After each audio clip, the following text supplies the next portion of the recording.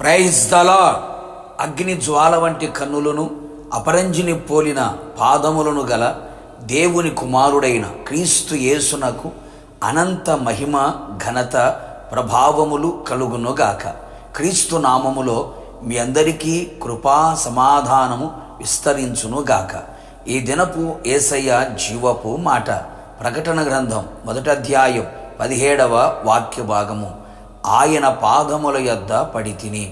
యేసయ్య చేత ప్రేమించబడిన వారు చీకటిలో నుండి ఆశ్చర్యకరమైన వెలుగులోకి పిలువబడిన వారై ఆయన గుణాతిశయములను ప్రచురము చేయుటకు ఏర్పరచబడిన వంశముగాను, రాజులైన యాజక సమూహముగాను, పరిశుద్ధ జనముగాను, దేవుని సొత్తైన ప్రజలుగా ఉండి ఈ ఆత్మీయ యాత్రలో యేసయ్య వైపు చూచుచు ఆయన అడుగు జాడలలో నడుచుచు ఆయన వలె ఉలుటకు రూపాంతరము చెందుతూ నడిపించబడుచున్న ఆత్మీయులారా, ఆత్మ సంబంధులారా, మనమందరము ఎల్లప్పుడూ ఆయన పాద సన్నిధిలో నిలిచి ఉండవలెను.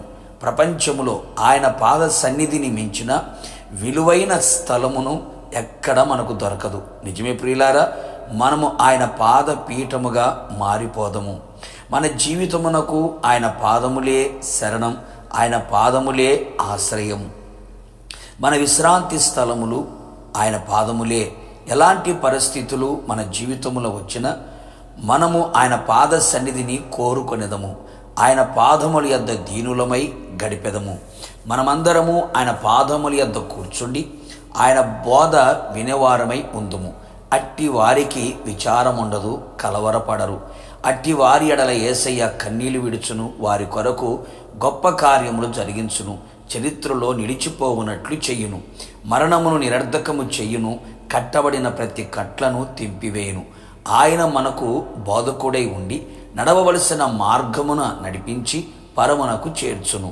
కుంటివారు, గుడ్డివారు, అంగహీనులు, మూగవారు మొదలైన వారిని తీసుకుని వచ్చి ఆయన పాదముల యొద్ద పడవేసిరి. ఆయన వారిని స్వస్థపరచెను. వారు మాటలాడిరి, చూచిరి, నడిచిరి, బాగుపడి ఉన్నారు కదా. నిశ్చయముగా ఆయన పాదముల యొద్ద పడిన వారందరినీ ఆయన శారీరక, ఆత్మీయ, మానసిక స్వస్థ చిత్తులుగా చేయును. ఎట్టి విధములైన వ్యాధులైనను బాగు చేయును.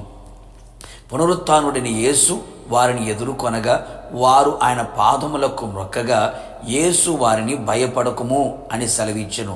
నా ప్రియులారా, నీవు ఏ భయాందోళన మధ్యలో ఉన్నావో, కలవరములతో కలత చెందుతూ ఉన్నావో, ఏ పరిస్థితులు ధైర్యమును కోల్పోయేటట్టు చేశాయో, ఆయన పాదముల యొద్ద నీవు నిలిస్తే ధైర్యమును, శుభమును నీకు కలుగు చేయును. నీవు ఆయనను చూతువు కదా.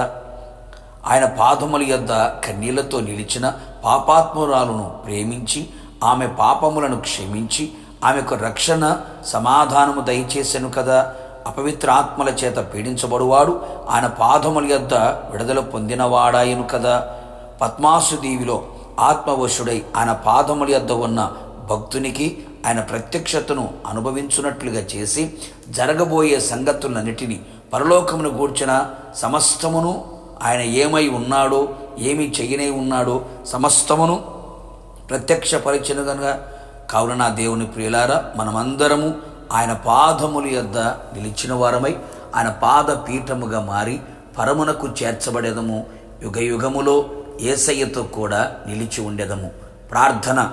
మమ్మల్ని మిక్కిలిగా ప్రేమించిన ప్రియ పరలోకపు తండ్రి, నీ పరిశుద్ధమైన పాదములకి కోట్లాది స్తోత్రము చెల్లించుచూ ఉన్నాం.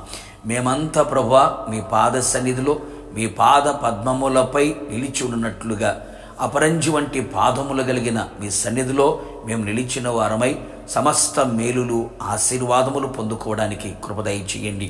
మీ పాద పద్మములపై నిలిచిన వారిని మీరు త్రోసివేసే దేవుడవు కాదు. కనికరించి కార్యాలు చేసి ఉన్నత స్థితులు నిలబెట్టగలిగిన సర్వశక్తి గల దేవుడు. మేమంతా మీ పాద పీఠముగా ఉండునట్లుగా కృప దయచేసి నీ మహిమగల రాకడలో మిమ్మల్ని ఎదుర్కొనే భాగ్యమును దయచేయమని యేసు పేరట వేడుకొని పొందుకొని ఉన్నాము తండ్రి.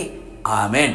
నిశ్చయముగా మీరును మీ కుటుంబ సభ్యులందరూ ఆయన పాద సన్నిధిలో నిత్యము నిలిచి ఉందురుగాక. God bless you.